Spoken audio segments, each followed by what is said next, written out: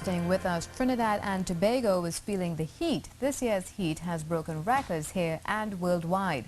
Ean Wallace spoke with a former UN scientist about threats of climate change in the Caribbean.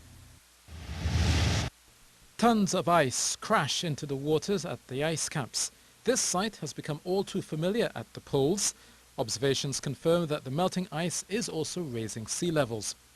The former chairman of the United Nations Framework Convention on Climate Change, Kishan Kumar Singh, confirms that the Earth continues to warm.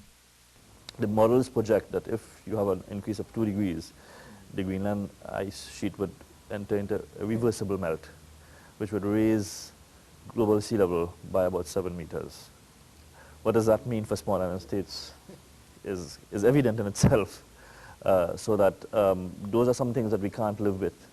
Scientists confirm that for the period of January to October of 2014, it was the hottest since records began, more than half a degree since 1880. Meanwhile, Trinidad recorded its hottest October on record. Definitely signs that climate change is here. Our own local temperature has in fact increased by about 0.6 degrees on average over the past 30 or so years. So it seems to be some correlation with the global average. A rise of 0.6 degrees Celsius in 30 years may not seem much, especially as you may not feel it. But by 2100, Port of Spain may well be underwater. Rising seas and higher temperatures have been felt across the globe. Small islands are most at risk and are considering what can be done to reduce global warming and to cope with the inevitable sea level rise. The important thing for small island states is to what extent do we adapt to the impacts of climate change. Increased industrial activity across the globe is releasing more greenhouse gases into the atmosphere. These chemicals stifle rain clouds and change rainfall patterns. Rainfall data over the past 60 or so years has indicated that there has been a progressive decrease in precipitation.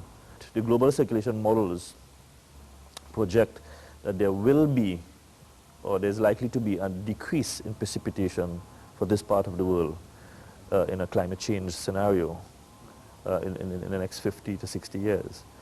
All countries have an obligation to fulfill the ultimate objective of the convention, which is to stabilize greenhouse gases in the atmosphere at a concentration that will not affect food production or adversely affect economic development or ecosystems. So, notwithstanding that we do not also have a... The United Nations Framework Convention on Climate Change is one of a series of recent agreements through which countries are jointly meeting this challenge. The ultimate objective of the convention is to stabilize greenhouse gases concentration in the atmosphere at a level that will not hamper economic development, but that would allow ecosystems to adapt naturally.